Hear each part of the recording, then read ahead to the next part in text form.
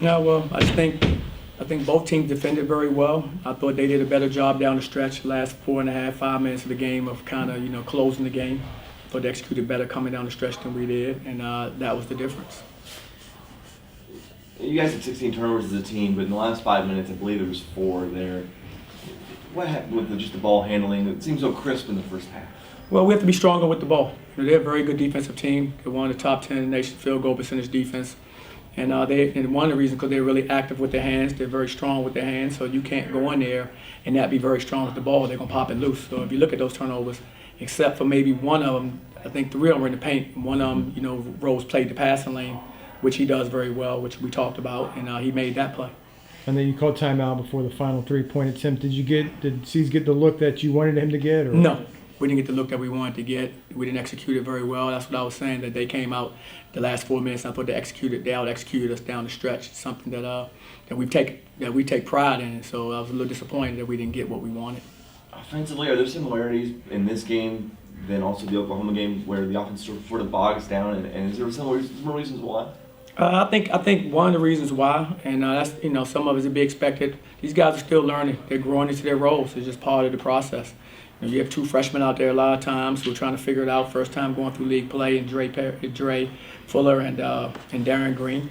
And so these guys are learning. Collins in a different role now, and so these guys are all trying to figure it out. And the new guys that have been added, all this is new to them too. So I think the biggest thing that comes with that is, especially comes down the stretch. It's okay during the course of the game, but coming down the stretch, that's when you got to be the most connected.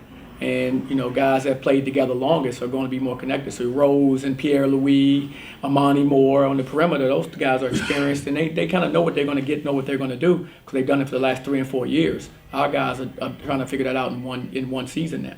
You're kind of going off that. You're trying to identify that go-to guy at the end of the game. It was BJ in years past. You just mentioned Quentin Rose with Temple. Is that just you're still struggling to kind of find that guy? Well, we know what that guy is for us. It's Colin, but Colin has to let the game come to him and then take what the defense gives him. But we know who that guy is for us, and he's been terrific most of the season for us.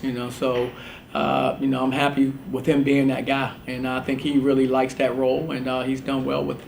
How would you describe the defense on Rose today? Overall, a good job, but in those last few minutes, he kind of gets what he wants. No, definitely. I mean, he's a terrific player, and I thought for the most part we defended him fairly well. I mean, but he's going to find ways to put the ball in the basket. That's what good players do, and he's one of the best players in our conference. And so he found ways. He made some good plays. He made some tough plays, a couple tough shots, and so you tip your hat to those plays that he made. But that's what an experienced player in our league is capable of doing. That's why you have to try to, game plan to try to take him out of it. You went mostly zone for 36, 37 minutes. The last couple minutes was man, and the switch there. We went mostly man. I would say if anything, it's going to be close to 50-50, 60-40, man compared to zone. But they made some adjustments and made some shots, made some plays against our zone as well as our man. But like I said, I don't think defensively, except for the last 4 or 5 minutes, I don't think we played bad at all. I mean, you held a team that's a pretty good high-octane offensive team. They scored 62 points against us. So I thought defensively, for the most part, except for the last 5 minutes, I thought our defense was fairly solid. What do you think about Dre Fuller, especially in the first half? I thought Dre gave you glimpses of who he can be in the first half. I mean, he's capable of. He's a 3-level scorer. He scores it at the paint, at the rim. He finishes strong. He can score it at the mid-range.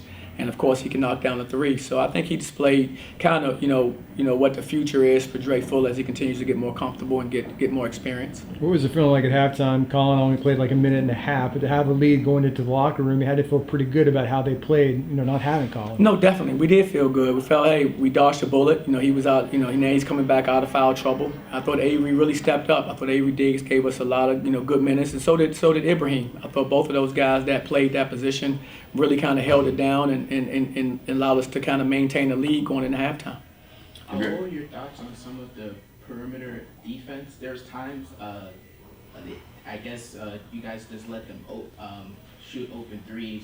What were your thoughts on the perimeter defense and all that? I thought we had some definitely some defensive lapses where we weren't concentrating on the guys that we were supposed to take out of it. We had a couple defensive mistakes we made, which led to guys getting some open threes, guys that we definitely didn't want taking those threes.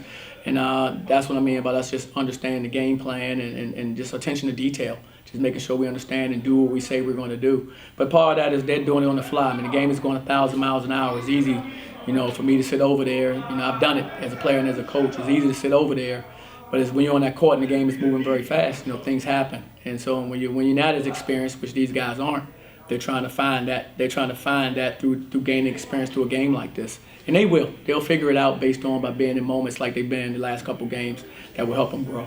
What was the explanation on that reversal of the flagrant one after they took the 2 shots? What was the call? What did they tell you what happened there? The call was, the flagrant one was, I didn't get a chance to review it, but the call stood. But what happened was the wrong guy was shooting the free throw. See, number 1 was not shooting the free throw, it was number 10. That's the one that if they called it, then it was between 2 players in the paint. And so that was Avery and Forrester. Okay. And so instead, Rose went up there and shot the free throw. They just made a mistake, basically. That's why it was good to kind of go to the monitor and make sure we got the correct free throw shooter. Talking about the inexperience, were any part of these last few minutes just them pressing in the first conference game of the year? You think they were pressing at all?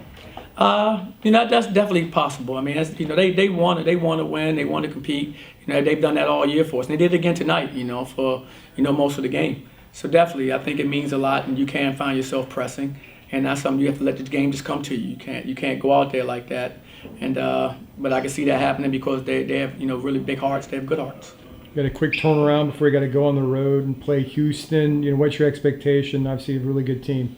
Again, like you said, a very good basketball team playing well, and we have to just start preparing. I've yet to see them play this year. I'll look forward to scouting them, but I know it's going to be a hard football game. I know how they coach, how they play from years past, and we need to prepare. Coach, do you expect most every conference game to be like this, tight, going down to the last couple of minutes? Yeah, I think there are going to be a lot of really close conference games. I think from top to bottom, the conference is as good as that it's been since I've been here. So I expect a lot of really good basketball games, and you need to prepare that way. Anything else? Thank you. Thank you, Coach. Happy New Year. All right, guys. Happy New Year, guys.